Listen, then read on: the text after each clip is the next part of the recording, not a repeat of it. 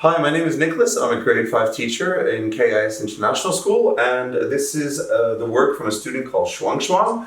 So Shuang did this a research inquiry on refugees and migrants. It's our unit of inquiry, and by using the key concepts, we were able to go deeper and look through the lens of form, function, causation, responsibility, connection, to find out more about the life and the trials that the refugees and migrants go through. And here we can see that she made a poster of her own choosing, which was the way she wished to present her knowledge.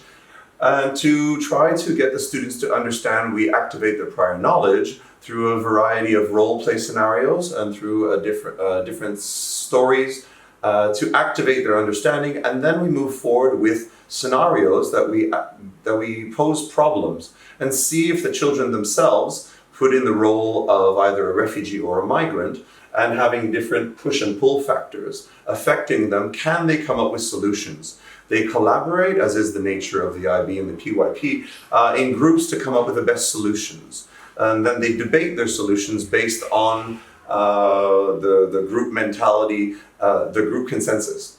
So we see here that she's decided to go through the refugees versus migrants in a visual format that's a poster, and she put all her information in very, very clear sequential way.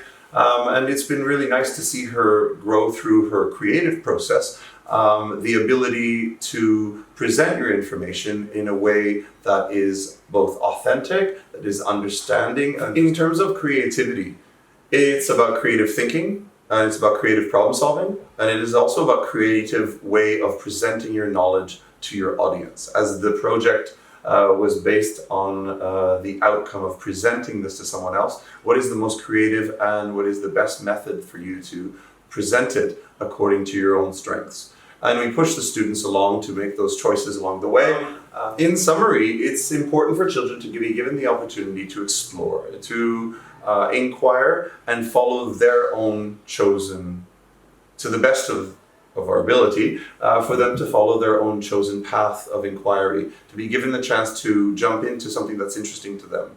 As such, giving a specific content versus giving a content that they get to choose, where they apply the scaffold or the structure of the concepts that you're teaching, and they fill in the content themselves. That's a lot more rewarding, and it also involves a lot more process-driven inquiry.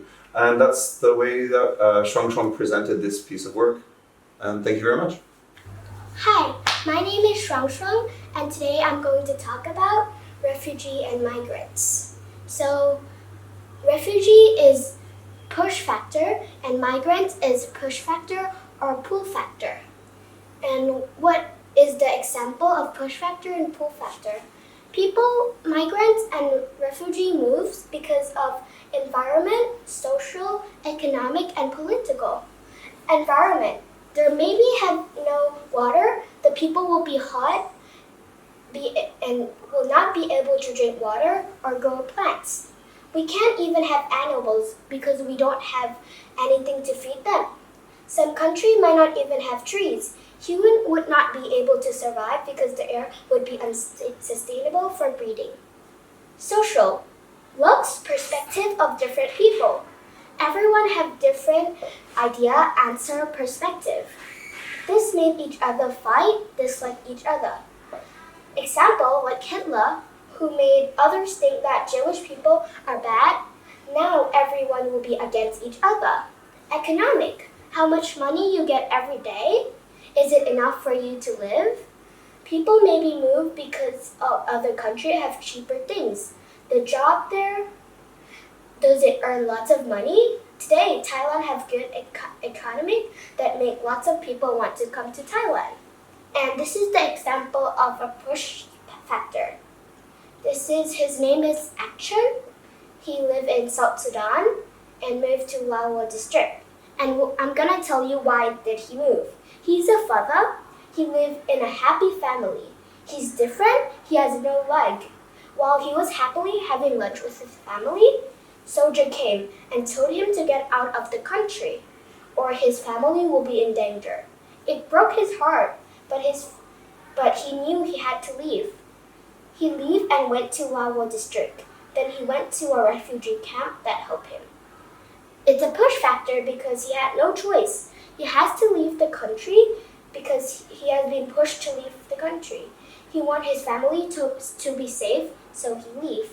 So if they leave the country, where does they go? They go to refugee camp. What is a refugee camp? A refugee camp is a camp where they help people that is forced to run away or who are internally displaced. The camp gives shelter, water, and food, and education. For example, the UNHRC.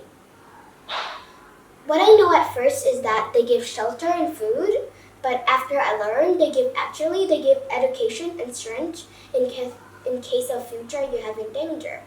So I'm gonna talk about one of the picture here. So this is an example of bad environment. If it's a push factor, it's because the water must be so dirty that if you drink, you may get sick. If it's a pull factor, staying here is fine, but other countries have clean water. They're collecting water from the lake. The water is very dirty. The water is very brown, so I think there still must be mud stick to the water. The bottle they use is almost full of mud. So this is the similarity and the difference between refugee and migrants. Both are moving to a better country. Maybe both are having a bad life. Refugee and migrants must adapt to new country, culture, and people. The differences are refugees have no choice. If they don't leave, they die. They leave to get out of danger. Migrants, people who want a better life, other countries have better social, economic, political, or environment, or both push and pull factor. Thank you.